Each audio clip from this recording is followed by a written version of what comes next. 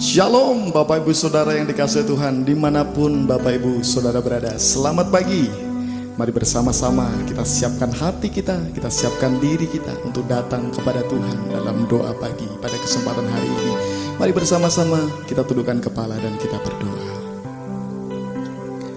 Kami bersyukur ya Tuhan, pagi ini kami boleh merasakan kasih setiamu dalam hidup kami. Kami bersyukur punya Allah seperti Engkau, Allah yang memberkati kami dengan limpah. Terima kasih Tuhan, terima kasih. Dan sebentar kami akan naikkan puji-pujian kami, syukur kami, hormat kami hanya kepadamu ya Allah. Terima kasih Bapa, terima kasih. Kami serahkan dalam nama Yesus. Haleluya. Amin. Ku hidup karena percaya Kau yang berjanji setia, pengharapanku selalu ada di dalam-Mu. Ku tidak akan menyerah meski dalam kesesakan. Seluruh hidupku dalam genggaman-Mu aku punya. Aku punya Tuhan yang besar, yang telah berjanji dan sanggup menggenapi. Imanku bersepakat percaya kuasa-Nya. Ku terima sekarang kemenangan dari-Mu. Mari bersama kita pujikan dari awal. Ku hidup karena percaya Kau yang berjanji setia, pengharapanku selalu ada di dalam-Mu.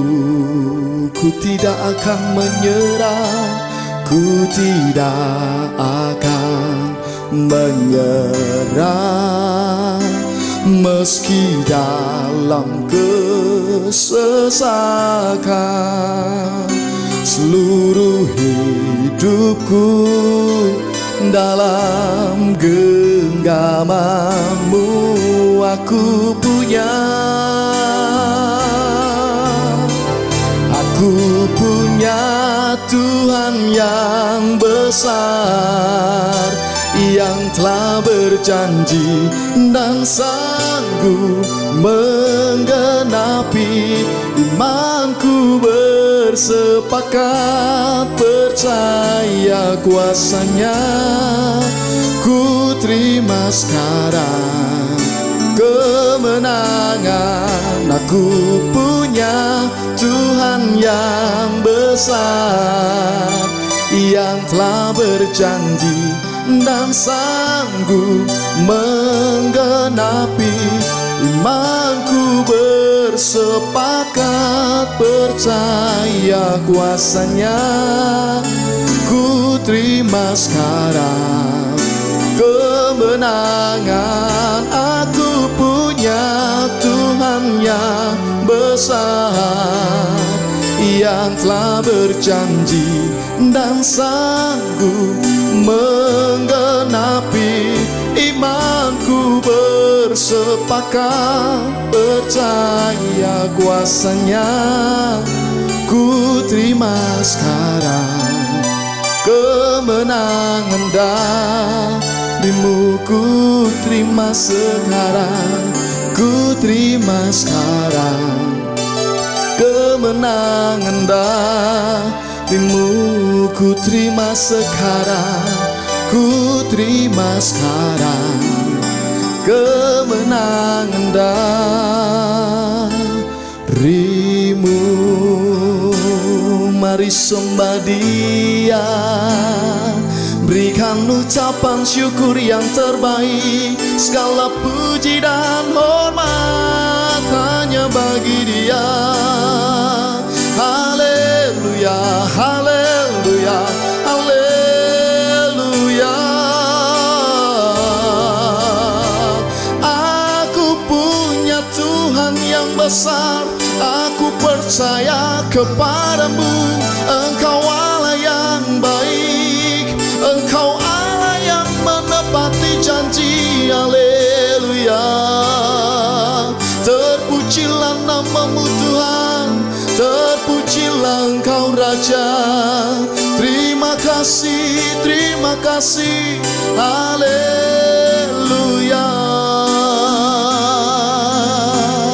Kimara la la la la la la la la la maser ramakino ya la la la la la la la la mo. Alamasana kaya la la la mo. Mari lebih dalam sembah Dia, sembah Dia. Ya na na na ya la la la la la mo. Shiki ya la la la la la la la la la maser. Oh haleluya, haleluya. Terima kasih Tuhan, terima kasih Bapa. Kami percaya, kami bersyukur. Haleluya. Oh haleluya.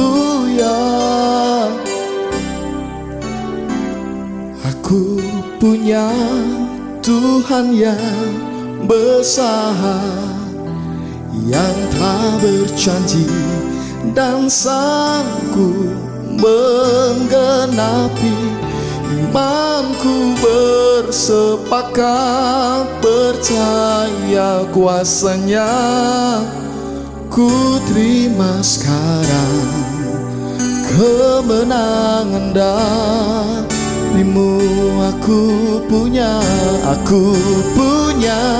Tuhan yang besar, yang telah berjanji dan sanggup menggenapi. Imanku bersepakat percaya kuasanya. Ku terima sekarang kemenangan. Aku punya Tuhan yang besar, yang telah berjanji dan sanggup menggenapi. Imanku bersepakat percaya kuasanya. Ku terima sekarang kemenangan darimu. Ku terima sekarang, ku terima sekarang pemulihan darimu. Ku terima sekarang, ku terima sekarang kemenangan darimu.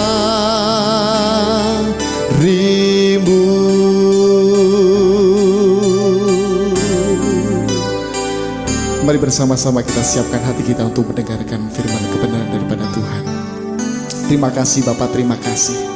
Kami bersyukur di pagi hari ini kami boleh memuji, menyembah, memuliakan nama Tuhan. Bahkan sebentar kami akan mendengarkan kebenaran firman-Mu. Kami yakin dan percaya firman itu menjadi kekuatan bagi setiap kami. Firman itu menjadi pengharapan bagi setiap kami.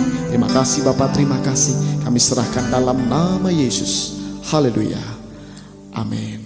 Shalom Bapak Ibu Saudara terkasih dalam Tuhan Yesus Kristus, dimanapun Anda berada, saya ucapkan selamat pagi. Kembali berjumpa dengan saya di dalam sesi ibadah doa pagi secara online. Di bulan Maret ini, Gereja GKI Pondok Daud punya tema khotbah adalah restorasi hati. Mungkin di hari-hari sebelumnya, di tahun-tahun sebelumnya kita mengalami sakit hati, kekecewaan, kebencian, kepahitan, hati kita terluka, dendam. Kita rindu di bulan-bulan ini hati kita direstorasi oleh Tuhan. Hati kita dipulihkan oleh Tuhan. Pagi hari ini kita akan sama-sama belajar kepada firman Tuhan yang akan saya ambilkan dari Lukas pasal 7 ayat 18 sampai dengan ayat yang ke-23. Lukas pasal 7 ayat ke-18 sampai dengan ayat yang ke-23. Akan saya bacakan bagi Bapak Ibu Saudara. Ketika Yohanes mendapat kabar tentang segala peristiwa itu dari murid-muridnya, ia memanggil 2 orang dari antaranya dan menyuruh mereka bertanya kepada Tuhan, "Engkaukah yang akan datang itu, atau haruskah kami menantikan seorang lain?" Ketika kedua orang itu sampai kepada Yesus, mereka berkata, "Yohanes Pembaptis menyuruh kami bertanya kepadamu, engkaukah yang akan datang itu, atau haruskah kami menantikan seorang lain?" Pada saat itu, Yesus menyembuhkan banyak orang dari segala penyakit dan penderitaan, dan dari roh-roh jahat, dan ia mengaruniakan penglihatan kepada banyak orang buta. Dan Yesus menjawab mereka, "Pergilah dan katakanlah kepada Yohanes apa yang kamu lihat dan kamu dengar. Orang buta melihat, orang lumpuh berjalan, orang kusta menjadi tahir, orang tuli mendengar, orang mati dibangkitkan, dan kepada orang miskin diberitakan kabar baik. Dan berbahagialah orang yang tidak menjadi kecewa dan menolak Aku." Nah, Bapak Ibu Saudara terkasih dalam Tuhan Yesus Kristus, di sini dikisahkan pada waktu itu Yohanes Pembaptis, seorang hamba Tuhan yang sangat luar biasa, dipakai Tuhan secara dahsyat. Tetapi pada waktu itu diizinkan ditangkap dan dimasukkan ke dalam penjara oleh Kaisar Herodes. Tentunya sebagai manusia biasa, sekalipun Yohanes Pembaptis dipakai Tuhan, kita tidak menyangkali hal tersebut. Tetapi sebagai manusia biasa, Yohanes Pembaptis mungkin dia berharap Tuhan Yesus datang untuk menyelamatkan dia, untuk melepaskan dia dari penjara. Tetapi apa yang terjadi? Jangankan Tuhan Yesus datang untuk menyelamatkan Yohanes Pembaptis, Tuhan Yesus datang menjenguk, membesuk di penjara pun tidak dilakukan. Dan akibatnya muncul kebimbangan di dalam diri Yohanes, muncul keraguan-raguan di dalam Yohanes Pembaptis, dan dia bertanya, "Engkaukah itu Sang Mesias, ataukah aku harus menunggu yang lain?" Yohanes Pembaptis meminta murid-muridnya bertanya kepada Tuhan Yesus pertanyaan tadi, "Apakah engkau benar-benar Mesias yang kami nanti-nanti, ataukah kami harus menunggu orang yang lain?" Yohanes Pembaptis menjadi bimbang dan ragu. Lalu Tuhan Yesus katakan kepada Yohanes, orang buta melihat, orang lumpuh berjalan, orang mati dibangkitkan, orang kusta ditahirkan, dan orang miskin diberitakan kabar baik. Yohanes Pembaptis sempat kecewa. Bukankah Yohanes Pembaptis yang membaptiskan Tuhan Yesus dan berkata, "Inilah Mesias, yaitu orang yang dimana aku membuka tali kasutnya pun aku tidak layak." Tetapi pada saat dia berada dalam penjara, dia berharap Tuhan Yesus datang menyelamatkan dia. Tetapi itu tidak dilakukan oleh Tuhan Yesus. Bahkan Tuhan Yesus tidak datang untuk menjenguk atau membesuk dia. Kalau kita lihat, Yohanes Pembaptis ini adalah seorang hamba Tuhan yang sangat luar biasa. Dia benar-benar mendedikasikan hidupnya hanya untuk melayani Tuhan. Dia tidak mempertimbangkan apa yang dia makan dan dia pakai. Mari kita buktikan. Kita lihat ayatnya di dalam Markus pasal 1 ayat yang ke-6. Markus pasal 1 ayat yang ke-6. Akan saya bacakan bagi Bapak Ibu Saudara. Yohanes memakai jubah bulu unta dan ikat pinggang kulit, dan makanannya belalang dan madu hutan. Saudara bisa melihat firman dalam Markus pasal 1 ayat ke-6. Dikatakan bahwa pakaiannya dari kulit binatang dan makanannya adalah belalang. Ada di antara Bapak Ibu Saudara yang pernah makan belalang? Ya, mungkin kalaupun ada itu hanya 1 di antara 1000. Nah, di sini kita bisa melihat kesimpulannya bahwa Yohanes Pembaptis adalah seorang hamba Tuhan yang betul-betul mendedikasikan, mempersembahkan hidupnya hanya untuk melayani Tuhan. Tetapi mengapa Tuhan izinkan terjadi Yohanes Pembaptis harus masuk penjara? Dan pada akhir hidupnya dia divonis, dijatuhi hukuman mati, dipenggal kepalanya. Dan firman Tuhan katakan, jangan pernah menjadi kecewa dan menolak aku. Seberapa banyak di antara kita sebagai umat Tuhan, sebagai orang-orang percaya, ketika kita menghadapi satu masalah yang besar dalam kehidupan kita, ketika kita mengalami sebuah pergumulan yang berat dalam hidup kita, kita berkata, mengapa hal ini harus terjadi dalam hidup saya? Bukankah saya sudah hidup dalam kekudusan? Bukankah saya sudah hidup menuruti perintah-perintah Tuhan? Bukankah saya sudah hidup di dalam kebenaran firman Tuhan? Berdoa setiap hari, membaca Alkitab setiap hari, bahkan aku sudah melayani Engkau Tuhan. Mengapa Kau izinkan hal ini terjadi dalam hidup saya?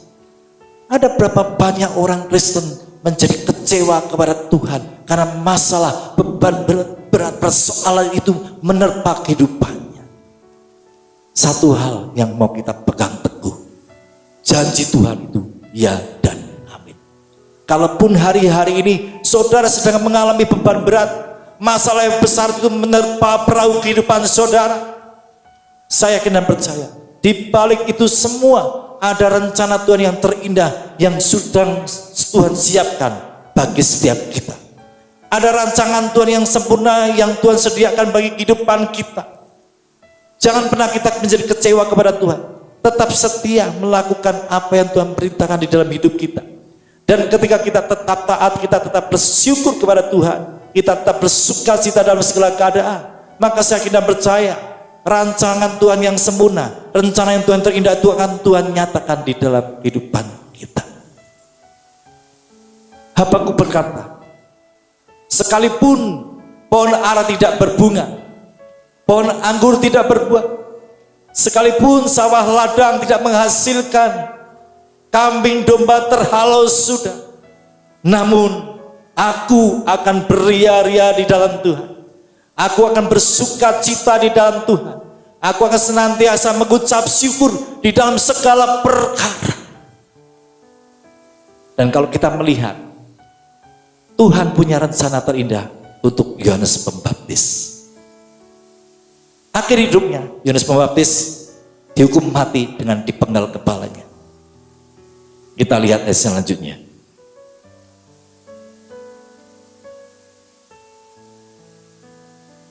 Lukas 7 ayat 28. Lukas pasal 7 ayat yang ke-28. Aku berkata kepadamu, di antara mereka yang dilahirkan oleh perempuan tidak ada seorang pun yang lebih besar daripada Yohanes. Namun yang terkecil dalam kerajaan Allah lebih besar daripadanya. Akhirnya muncul perkataan yang indah yang Tuhan Yesus ucapkan. Dikatakan oleh firman Tuhan, di antara mereka yang dilahirkan perempuan tidak ada seorang pun yang lebih besar daripada Yohanes. Memang benar, Yohanes Pembaptis dibunuh, mati karena nama Tuhan.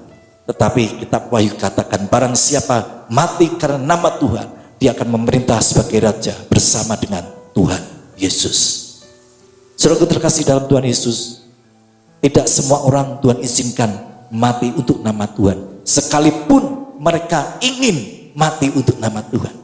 Karena orang yang mati karena pemberitaan Injil, orang yang mati karena melayani Tuhan Yesus, itu adalah kasih karunia. Artinya apa? Tidak semua orang bisa ingin mati untuk nama Tuhan Yesus. Tidak semua orang bisa mati martir ya untuk Tuhan. Karena mati untuk nama Tuhan Yesus itu adalah kasih karunia. Dan pada akhirnya Yohanes Pembaptis mati dibunuh karena nama Tuhan Yesus. Dan saya yakin dan percaya satu hari kelak nanti Yohanes Pembaptis dan juga orang-orang semua yang mati dianiaya karena nama Tuhan Yesus, karena pemberitaan Injil, mereka akan meminta sebagai raja bersama Kristus. Saya rindu bahwa firman Tuhan yang saya sampaikan boleh memberkati kita semua dimanapun Anda berada. Ya, oleh sebab itu jangan pernah menjadi kecewa. Apapun yang terjadi, tetap mengucap syukur, tetap bersuka cita. Maka rencana Tuhan terindah akan terjadi di dalam kehidupan saudara dan saya. Amin. Tuhan Yesus memberkati. Selamat pagi.